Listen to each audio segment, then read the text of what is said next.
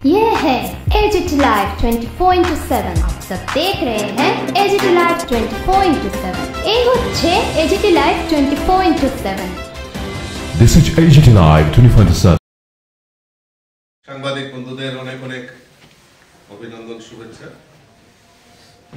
আজকের এই প্রেস মিটে আমার সঙ্গে এখানে উপস্থিত রয়েছেন আমাদের ভারতীয় জনতা পার্টির প্রদেশ কমিটির সাধারণ সম্পাদক, জনজাতি নেতা বিপিন দেববর্মা এবং আমাদের যিনি মিডিয়া সেলের কনভেনার সুনীত সরকার মহোদয়। আপনারা ইতিমধ্যে জেনেছেন বা দেখেছেন যে আমাদের ভারতবর্ষের স্বরাষ্ট্রমন্ত্রী অমিত ভাই শাহজি গত ডিসেম্বরের 20 তারিখ থেকে 20, 21, 22 এই 3 দিন রাজ্যে উনি অবস্থান করেছেন এবং বিভিন্ন কর্মসূচির মাধ্যমে আমাদের এই ত্রিপুরাকে সমৃদ্ধশালী করার লক্ষ্যে উনি বিভিন্ন প্রকল্পের সূচনা করেছেন।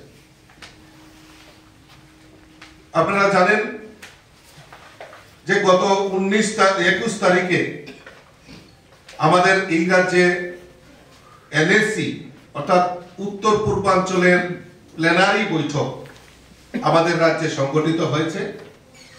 সেখানে পৌরোহিত্য করেন ভারতবর্ষের স্বরাষ্ট্রমন্ত্রী মাননীয় অমিত ভাই শাহজি এবং সেখানে উপস্থিত ছিলেন ডোনার মিনিস্টার জ্যোতিরাদিত্য সিন্ধিয়াজি এবং Sukanta Majumdar MOS DoNER minister এবং আমাদের রাজ্যের মুখ্যমন্ত্রী প্রফেসর ডক্টর মানিক সাহা মহোদয় এবং বাকি 7টি রাজ্যের মুখ্যমন্ত্রী, গভর্নর এই প্ল্যানারি বৈঠকে উপস্থিত ছিলেন। এই উত্তর পূর্বাঞ্চলের বিশেষ বৈঠক এই প্রথমবার আগরতলা শহরে সংগঠিত হয়েছে এবং খুব সুন্দর নিখুঁতভাবে সমস্ত অতিথিরা উত্তর পূর্বাঞ্চলের এই 8টি রাজ্যের আধিকারিক থেকে শুরু করে গভর্নর, মুখ্যমন্ত্রী সবাই এখানে অংশগ্রহণ করেছেন এবং খুব সুন্দরভাবে সেই মিটিং পরিচালিত হয়েছে নিখুঁতভাবে এবং আমাদের মাননীয় মুখ্যমন্ত্রীর প্রচেষ্টায় এত সুন্দর অনুষ্ঠান, উত্তর পূর্বাঞ্চলের এই অনুষ্ঠানটি এখানে সংগঠিত হয়েছে। তার জন্য আপনাদের মাধ্যমে সমস্ত অতিথিদের, বিশেষ করে আমাদের স্বরাষ্ট্রমন্ত্রী অমিত ভাই শাহজিকে ধন্যবাদ দিতে চাই এবং প্রত্যেক রাজ্যের মুখ্যমন্ত্রী থেকে শুরু করে গভর্নর, আধিকারিক উনারাও আমাদের এই রাজ্যে এসে এখানে মিটিং এ অংশগ্রহণ করেছেন। এটা আমাদের কাছে একটা ত্রিপুরা রাজ্যের কাছে গর্বের বিষয় এবং ইসরোর চেয়ারম্যান এই ত্রিপুরা রাজ্য সফরেও উনিও এসছেন। তার জন্য উনাকেও আমরা ধন্যবাদ দিতে চাই। মা ত্রিপুরেশ্বরীর পূর্ণ ভূমিতে এসে উনারা এত বড় যে বৈঠক সেটা সংগঠিত করেছেন, তার জন্য আবারও তাদেরকে অনেক ধন্যবাদ দিতে চাই। এবং বিভিন্ন জায়গায় শুনেছি অনেক বিরোধী দলের তারা এই বৈঠকে বলছেন যে রাজ্যের নাকি আর্থিক ক্ষতির সম্মুখীন হবে, অর্থ অপচয় হচ্ছে, সেরকম মন্তব্য করেছেন।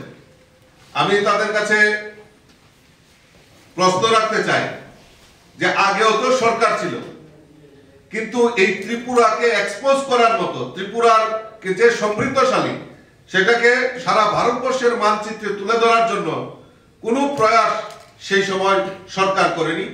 আমাদের সরকার আসার পর একের পর এক প্রকল্পের মাধ্যমেই হোক বা বিভিন্ন ভাবে এই রাজ্যকে উন্নত করার জন্য এবং এই ত্রিপুরা রাজ্যকে ভারতবর্ষের মানচিত্রে সর্বপ্রথমে নিয়ে যাওয়ার প্রচেষ্টা আমাদের সরকার করছে। তাই আবারও আমাদের রাজ্যের মাননীয় মুখ্যমন্ত্রীকে সহ সমস্ত অতিথিদের আমরা সাধুবাদ জানাই এবং অভিনন্দন জানাই যে আমাদের এই পার্বত্য রাজ্য ত্রিপুরার মতো জায়গায়ও এই উত্তর পূর্বাঞ্চলের প্ল্যানারি বৈঠক এখানে সংগঠিত হয়েছে। গত 21 তারিখে প্ল্যানারি বৈঠকের পর 22 তারিখে উনি আমাদের, আপনারা জানেন যে ব্রু সেটেলমেন্ট, যে হাদুকপাড়া যেখানে আমাদের ধলাই ডিস্ট্রিক্টে, সেখানে রিয়াং শরণার্থী শিবিরে উনি যান এবং জনজাতি বিকাশের জন্য উনি অনেক প্রকল্পের ঘোষণা সেখানে করেন।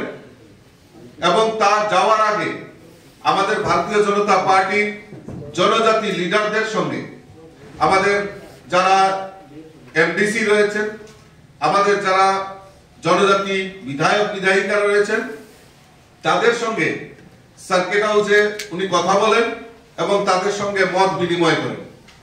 তারপর উনি চলে যান আমাদের সেই ব্রু সেটেলমেন্ট, যেখানে সেখানে প্রায় 6টি প্রকল্পের শিলান্যাস করেন। সেখানে প্রায় 33.16 কোটি টাকার প্রকল্প সেদিন শিলান্যাস করেন, যার মধ্যে সবচেয়ে উল্লেখযোগ্য হলো হাদুকপাড়া এসবি স্কুল। সেখানে একটা প্রায় 1.56 করোড় এডুকেশন ডিপার্টমেন্টের সেখানে উনি একটা উদ্বোধন করেন এবং সেখানে হাদুকপাড়াতে যাতে ব্রু রিয়াং শরণার্থী যারা রয়েছেন তাদের স্বাস্থ্য যাতে চিকিৎসার জন্য তাদের ছুটে যেতে না হয় দূরে দূরে, তার জন্য সেখানে একটা উনি প্রকল্পের ঘোষণা করেন। মার্কেট শেড, এরকম ভাবে উনি প্রায় 6টি প্রকল্প, প্রায় 33.16 কোটি টাকার প্রকল্প সেদিন ঘোষণা করেন এবং উদ্বোধন করেন। এবং সেখানে আপনাদের মাধ্যমে সমস্ত অতিথিদের, বিশেষ করে আমাদের স্বরাষ্ট্রমন্ত্রী, শুনেছি অনেক বিরোধী দলের তারা এই বৈঠকে বলছেন যে রাজশাহী সহকার সে সমৃদ্ধি, উনি 22 তারিখে একটা আমাদের রবীন্দ্র ভবনে সেখানে কোঅপারেটিভের একটা মিটিং সেখানে অনুষ্ঠিত হয় এবং সেখানে এই কোঅপারেটিভকে আরো সমৃদ্ধশালী করার জন্য এবং বিশেষ করে এমসিসিএফ মাধ্যমে এই রাজ্যের উৎপাদিত কৃষকদের সামগ্রী সারা ভারতবর্ষে পৌঁছে দেওয়ার জন্য এবং সরকারি সহায়ক মূল্যে ক্রয় করে সেটি বাজারজাত করার জন্য এই এমসিসিএফ এর সঙ্গে বিভিন্ন মৌ স্বাক্ষরিত হয় এগ্রিকালচার ডিপার্টমেন্টে। এটা আমাদের কাছে একটা বড় প্রাপ্তি হয়েছে এবং কোঅপারেটিভের দ্বারা এবং এই প্যাক্স এবং ল্যাম্পসের মাধ্যমে যাতে এই রাজ্যের বিভিন্ন সিএসসি সেন্টার থেকে শুরু করে পেট্রোল পাম্প থেকে শুরু করে এবং সমৃদ্ধ করা কোঅপারেটিভ গুলিকে এবং গ্রামীণ অর্থনীতিকে আরো স্বরোজগার করার লক্ষ্যে সেখানে বিভিন্ন প্রকল্পের ঘোষণা করা হয়। আমি আমাদের ভারতবর্ষের স্বরাষ্ট্রমন্ত্রী অমিত ভাই শাহজিকে অনেক অনেক ধন্যবাদ জানাচ্ছি যে উনি এই ত্রিপুরা রাজ্যের ডেভেলপমেন্টের ক্ষেত্রে, উন্নয়নের ক্ষেত্রে এতগুলি প্রকল্পের ঘোষণা করেছেন এবং এই রাজ্যকে সমৃদ্ধশালী করার লক্ষ্যে উনি বিভিন্ন পরিকল্পনা যে ঘোষণা করেছেন তার জন্য আমি আবারও আপনাদের মাধ্যমে আমাদের স্বরাষ্ট্রমন্ত্রীকে অনেক অনেক ধন্যবাদ এবং শুভেচ্ছা জানাচ্ছি এবং আমাদের বিশেষ করে আমাদের রাজ্যের মাননীয় মুখ্যমন্ত্রী প্রফেসর ডক্টর মানিক সাহাজিকেও ধন্যবাদ জানাচ্ছি যে এত বড় সুন্দর এবং নিখুঁতভাবে অতিথিদের আপ্যায়ন থেকে শুরু করে বিভিন্নভাবে যে প্রকল্প এবং যে শিলান্যাস হয়েছে সেগুলি নিখুঁতভাবে পরিচালনা করার জন্য আমি রাজ্য সরকারকেও অনেক অনেক ধন্যবাদ এবং শুভেচ্ছা জানাচ্ছি। আপনাদের যদি কোনো প্রশ্ন থাকে প্রতিবাদ করেছেন রাজ্যের ক্ষেত্রেও কংগ্রেস আম্বেদকরকে নিয়ে অমিত শাহ একটা বক্তব্যের প্রতিবাদে কর্মসূচি করছে, আগামীকালও কর্মসূচি আছে, আপনার কি প্রতিক্রিয়া? দেখুন, আজকে এই বাবা সাহেব আম্বেদকর অর্থাৎ আমাদের এই সংবিধানকে